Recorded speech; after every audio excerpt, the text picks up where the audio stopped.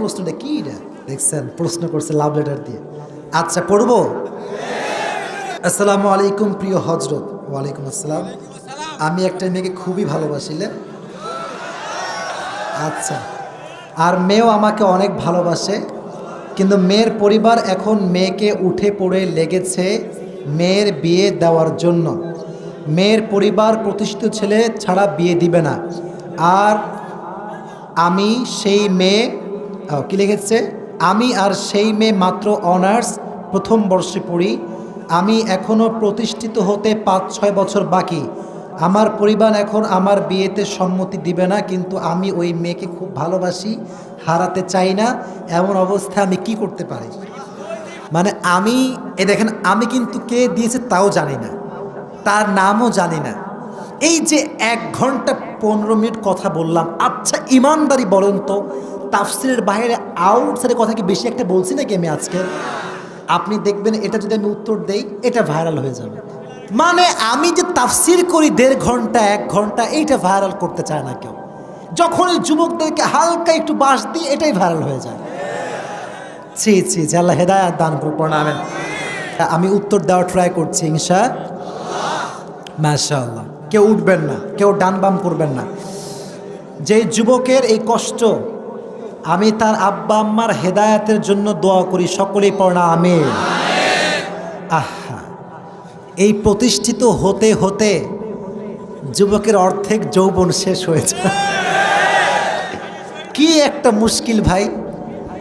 আর মেয়েদের বাপও কম দোষী না। আজকালকার মেয়ের বাপরা সরকারি টাকলা ছাড়া বিয়ে দিতে চায় না। यार पैसा तुम्हारी है तो लड़की भी तुम्हारी है, अगर पैसा तुम्हारे पास नहीं है फिर तुम्हारी कुछ भी नहीं है। This is the trend of Bangladesh. অথচ আল্লাহর হাবিব বলেছেন যে কোনো মেয়েকে বিয়ে করতে হবে 4টা জিনিস দেখে, তবে তার ভেতরে ফাযফার বিদাতি দ্বীনি তারিবাত ইয়াদাক, become successful by selecting the one who has religion, character and conduct। যার চরিত্র আছে, যার দিনদারিত্ব ভালো আছে, টাকা না থাকলেও সে আমার বউ হওয়ার যোগ্যতা রাখে। আর আজকালকার যুবকরা এটাকে বেশি প্রায়োরিটি দেয় না। আজকালকার যুবকরা খোঁজে কোথায় আটা সুন্দরী খুঁজে পাওয়া যায়। এটা হচ্ছে যুবকদের ক্যারেক্টার। আর নারীদের ক্যারেক্টারটা হচ্ছে, এরা বেশিরভাগ আছে এরকম, এরা দাড়িওয়ালা পছন্দ করতে চায় না, 5 ওয়াক্ত নামাজি পছন্দ করতে চায় না,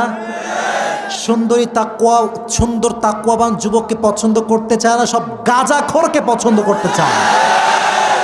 এরকম মেয়েও বাংলাদেশে আজকাল আছে। তো এখানে যুবকের কষ্ট হচ্ছে, যুবকও রাজি কিন্তু পরিবারের সমস্যা, তাই না?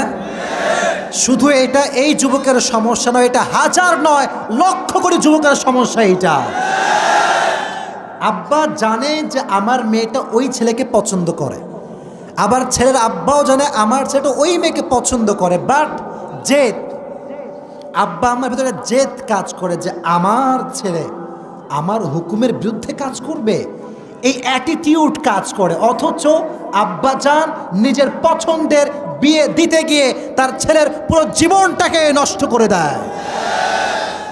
আজ থেকে নিয়ম হবে ভিন্ন। সন্তান, আমি বলি অবশ্যই বলবো, যারা প্রাপ্তবয়স্ক সন্তান আছো, তোমাদের অধিকার আছে, তোমরা তোমাদের চয়েসের কথা আব্বা আম্মাকে বলবা। আর আব্বা আম্মারও উচিত নিজের স্বপ্ন, নিজের চয়েস বাদ দিয়ে নিজের সন্তানের চয়েসকে বেশি প্রাধান্য দেওয়া। এই জন্য সংসার আব্বা নয়, সংসার করবে সন্তান। বাকি এটা বলে তোমরা আবার খুশি হয়ে যেও না, বেশি লাফায়ও না। শোনো, আব্বা আম্মার সন্তুষ্টি নাই যেখানে, আল্লাহর কসম করে বলতে পারি বিয়েতে সুখ নাই সেখানে। রিদাউর রব্বি ফি রিদাইল ওয়ালিদাইন ওয়া সাখতুর রব্বি ফি সাখতিল ওয়ালিদাইন। আব্বা আম্মা খুশি তো আল্লাহ খুশি, আব্বা আম্মা না খুশ আল্লাহও না খুশ, ঠিক কিনা বলেন? আর তোমরা আসলে একটু বোকা আছো। এই যে যুবকটাও আবেগী, মেয়েটাও আবেগী। দেখো, আবেগ বড় খারাপ জিনিস। তোমরা তো এখন বাধায় আছো, তো মানে দেখা করতে পারো না, কথা বলতে চাইলে কথা বলতে পারো না, তখন কষ্ট শুরু হয় যে বিয়ে করলে মনে হয় সব সমাধান হয়ে যাবে। মনে রেখো যুবক, আব্বা আম্মার বিরুদ্ধে কি তুমি বিয়ে করতে পারবা ঠিক, কিন্তু তুমি যেই মেয়েকে আজকে যেই সুন্দর রূপ আর মন দেখে বিয়ে করছো, এই মন আর রূপ চেঞ্জ হতে এক রাত সময় লাগবে। এক রাতে সব চেঞ্জ হয়ে যাবে। আমি নিজে এমন অনেকগুলো কেস আমি নিজে দেখেছি। আমাকে লিখেছে যে হুজুর, মেয়ে লিখেছে যে হুজুর বিয়ের আগে কত পরিমাণ আমাকে লাভ লেটার, কত চিঠি, কত আই লাভ ইউ টু 14 গোষ্ঠী কিলায় শেষ।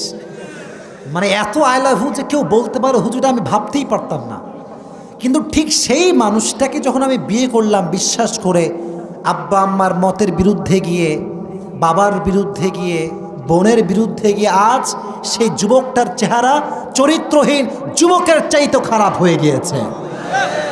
এটা হচ্ছে আবেগের খেলা। আবেগ ঠিক না। যারা এই প্রশ্ন দিয়েছ তোমাদেরকে আমি বলবো, ডোন্ট বি ফ্রাস্ট্রেটেড, হতাশ হবা না। আব্বা আম্মাকে কনভিন্স করার ট্রাই করো। এখনকার যুবকদের সমস্যা হচ্ছে পড়ালেখা নাই, জীবনে কি করবে তাও জানে না, তাও জানে না, আর এদিকে বিয়ে নিয়ে পাগল হয়ে থাকে। এখন আব্বার দোষটা কোথায়? আব্বা তো চায় আমার সন্তানটা ভালো কিছু করুক, আমার সন্তানের পারিবারিক জীবনটা সুখী হোক, এটা প্রত্যেকটা বাবা জান চায় কি চায় না? অতএব তোমরাও জিদ করবা না।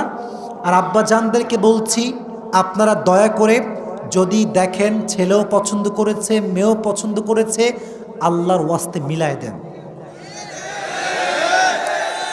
আমি আপনাদের পায়ে, এই যে আপনার পায়ে আমার হাত, আমি বলি আমার এটা শেষ কথা, যদি আব্বা আম্মার এই সমস্যার কারণে সন্তানরা বিয়ে করতে না পারে, এই ছেলে যতদিন সেই মেয়ের সঙ্গে কথা বলবে এটা জেনার গুনাহ হবে, প্রত্যেকটা জেনার গুনাহ আব্বার আমল নামায় জমা হবে। এটা যদি আব্বা না চান, আপনি এটা পদক্ষেপ নেবেন। এটা তাকবীর দেন, লিল্লাহি তাকবীর। মেয়ের বাড়ির পদক্ষেপ হবে এইটা যে মেয়ে আমাদেরই থাকবে, আমাদেরই খাবে। ছেলের বাড়ির পদক্ষেপ হবে এইটা, ছেলেও আমাদেরই, ছেলেও আমাদের থাকবে। বাট আচ্ছা ভাই, আচ্ছা বাসায় যদি একজন নারী আসে, তোমার কি বাসায় এতই অভাব যে একজন মেয়ে খাওয়াতে পারবে না? কথা ঠিক কিনা বলেন না কেন? ছি ছি, আপনি দেখবেন প্রত্যেক